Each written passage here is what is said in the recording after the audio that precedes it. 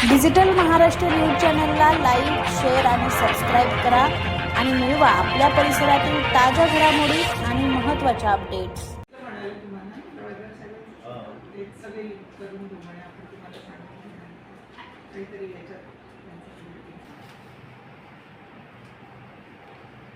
आपण पहिले अगोदर 2 दिवस अगोदर महापौर मॅडमकडे आम्ही बैठक होती, साहेब होते. सांगितले बाबा MIDC कडून फ्लो नाही त्याच्यामुळे. अच्छा. तर आपल्या लवकर त्याच्यामध्ये म्हणजे MLD किती होते टोटल MLD मध्ये 37 ते 36-37 सेटअप मध्ये जास्त फरक पडतो आपल्याला. शटडाऊन घेतात 24 तास साफ वगैरे पाणी पूर्ण शेड्यूल चेंज होऊन जातो, म्हणजे डिस्टर्ब होऊन जातो सगळं. पाणीच भेटत आता सध्या आपला ऑर्डर लेवलला होईलच. 2 दिवस पाऊस नाही पडेल ना नेक्स्ट वीक मध्ये म्हणजे जून मध्ये घेतला. आता ह्याच्यात नाही दिलाय हा किती दिवस सांगितलं म्हणजे आणि आता 21-22च होता ना तो. आता तर अजून सांगितलं कुठं सांगितलं नाही. कुठं पाऊस आल्यावर ऍक्च्युली आपल्याला ऑप्शन माहिती नाही.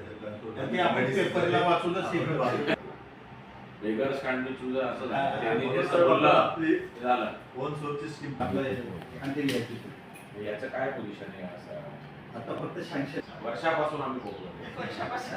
आपल्या नदी बाजूने जात असताना आपण म्हणून सोर्सवर लक्ष द्या. आणि आपला आता MIDC चा थकबाकी किती आहे?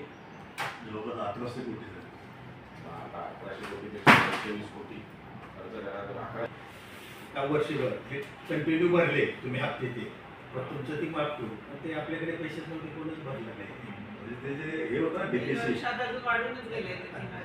असं झालं ते.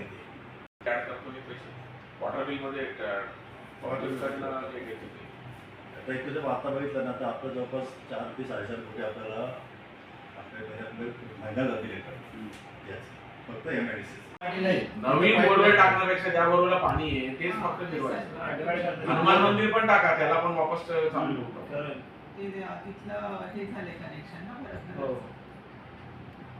तिथे कोणचं काय 1651 नहीं, आपने एक साइड में चेंज किया, एक साइड नहीं डाला है. ये रोड के वो साइड डाला. मेन डिपेंड आपण MIDC ची पाणी 11 पर्यंत 10:30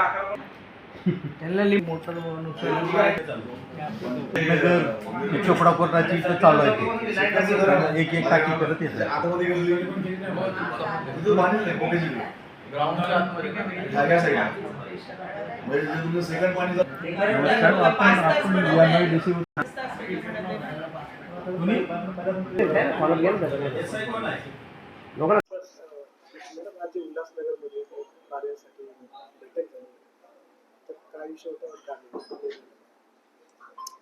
हे बघा, आज उन्हाळ्याच्या पार्श्वभूमीवर पूर्ण उल्हासनगरमध्ये पाण्याची समस्या सर्वच प्रभागात मोठ्या प्रमाणात भेडसावत आहे आणि एक विरोधी पक्ष नेता म्हणून याची दखल घेणं आम्हाला प्राप्त होतं. त्या अनुषंगाने आम्ही आज इथे संपूर्ण पाणी पुरवठा विभागाची इथे बैठक लावलेली होती. पाणी पुरवठा विभागाचे सर्व अभियंता आज इथे हजर होते. यामध्ये जिथे जिथे सर्व पॅनलमधील सामाजिक कार्यकर्त्यांनाही बोलावण्यात आले होते आणि जिथे जिथे पाण्याचे प्रश्न होते ते त्यांच्याकडून ऐकून त्यांना त्याची दखल घेण्यास भाग पाडले आणि लवकरच त्या प्रश्न सोडवले जातील. उल्हासनगरमध्ये सगळीकडे पाण्याचा वेळेचा मोठा प्रॉब्लेम आहे आणि MIDC कडून पाणी अनियमित येत असल्यामुळे तसेच पाण्याचा दाब अतिशय कमी असल्यामुळे सर्वीकडे प्रॉब्लेम होते. म्हणून त्या अनुषंगाने आज आम्ही सर्व अभियंत्यांना त्या सूचना देण्यात आल्या. तसंच इथे आपल्याला माहिती आहे की आपला स्वतःचा पाण्याचा सोर्स नाही आहे, तर तो पाण्याचा सोर्स लवकरात लवकर कशा प्रकारे डेव्हलप करण्यात येईल त्या अनुषंगाने आम्ही सुद्धा वरच्या स्तरावर पाठपुरावा करणार आहोत, जेणेकरून इथला प्रॉब्लेम आपल्याला सॉल्व्ह करता येईल.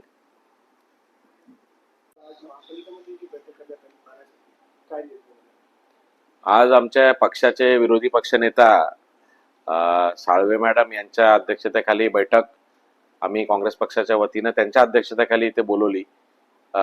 विरोधी पक्षनेत्याची जबाबदारी दिल्यानंतर प्रथमच ही बैठक आहे. तर त्यामध्ये सर्वात महत्वाचा विषय जो ज्वलंत विषय पूर्ण शहरात चालू आहे तो पाणी प्रश्नाचा आहे. तर पाणी प्रश्न संदर्भात आम्ही शहरामधील अनेक सोशल वर्कर्स असतील, सामाजिक सेवक असतील, पक्षाचे लोक असतील, त्यांना विचारलं होतं त्यांचे काय काय समस्या आहे, आणि त्या समस्यांचं निवारण करण्यासाठी अधिकाऱ्यांच्या अध्यक्षतेखाली इथे बैठक झाली. लोकांनी आपापल्या समस्या सांगितल्या, ते त्या नोट केले. तसं मॅडमनी त्यांना इन्स्ट्रक्शन दिले. तर त्या संदर्भात लोकांच्या समस्यांचं निवारण हे आपण कसं करू शकतो यासाठी पण त्याच्यासाठी केलं. त्याच सोबत जे 2-3 मोठे विषय आहे त्यामध्ये MIDCच्या माध्यमातून जो हा अडचण वारंवार निर्माण होते, ते शासन स्तरावर MIDC मध्ये आपली एवढी मोठी थकबाकी आहे, ते पैसे मध्यंतरी निवडणुकीच्या पहिले सत्ताधारी पक्षांनी असं घोषित केलं होतं की ही सर्व माफ करण्यात आली आहे, पण तसं काही झालेलं नाहीये. या बैठकीत आम्हाला असं माहीत पडलं, आणि त्यामुळे वारंवार MIDC आपल्याला पाणी कमी देत असल्याने हा अडचण निर्माण होते. तर जरी आमची सत्ता नसली तरी आम्ही शासन स्तरावर, मग सन्मान्य खासदार असतील, इकडचे पालकमंत्री असतील, किंवा आमचे विरोधी पक्षाचे जे आहेत आमदार, ते येणाऱ्या अधिवेशन मध्ये या MIDCच्या संदर्भात, कारण की मूळ उल्हासनगरचा प्रश्न हा MIDCच्या पाठपुरावा कमी असल्याने होत आहे, म्हणून त्याकडे जास्त केंद्रित लक्ष आम्ही करणार आहे येणाऱ्या काळामध्ये. सोबतच जो कोणार्क कंपनीला जो पाईपलाईनचा कॉन्ट्रॅक्ट दिला आहे तो व्यवस्थित चालू आहे की नाही याची दक्षता विरोधी पक्षामधून आम्ही करणार आहे. आणि त्याचा जो कॉन्ट्रॅक्ट आहे त्याची कामं पूर्ण झाली आहे का, कुठे कुठे कामं बाकी, या गोष्टीकडे आम्हाला लक्ष द्यायचं आहे. आणि त्याशिवाय व्यतिरिक्त बंद बोरवेल असतील, या सर्व मुद्द्यांवर एकंदरीत इथे आज चर्चा करण्यात आली. आणि पाणी प्रश्नासाठी आम्ही पण जबाबदारी म्हणून, विरोधी पक्ष म्हणून जनतेसाठी काय काय करू शकतो यासाठी या बैठकीत आपण ते आजची बैठक करणार आहे. धन्यवाद. दुसरा एक महत्वाचा विषय असा आहे की 2016ला 4 नंबर 5 नंबर विभागाला 52 MLD पाणी येत होतं. 52 MLD येत असताना 16-17ला जी पाण्याची संकट आली, त्यामुळे सरकारच्या महाराष्ट्राभर जो धोरण होतं त्यामध्ये सर्व शहरात पाणी कमी कपात करण्यात आली. तर ते 52 MLD पाणी 38 MLD ला करण्यात आलं. पण आता 2016-17 नंतर आज 2026 आलंय, 38 MLDच पाणी 4 नंबर 5 नंबरला भेटत आहे. त्यामुळे पाण्याची समस्या जास्त आहे, आणि त्यानंतर एवढ्या वर्षात लोकसंख्या देखील वाढलेली आहे.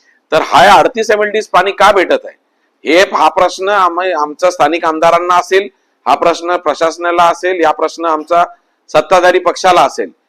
तर यामुळे हे 38 MLDचा 52 MLDचा हा अन्याय, हा महानगरपालिकाच्या माध्यमातून, शासनाच्या माध्यमातून 4 नंबर 5 नंबरच्या लोकांनी का फेस करावा, यासाठी आम्ही आता शासन स्तरावर लढू, वेळेला रस्त्यावर उतरून लढू, आणि सभागृहात पण लढू.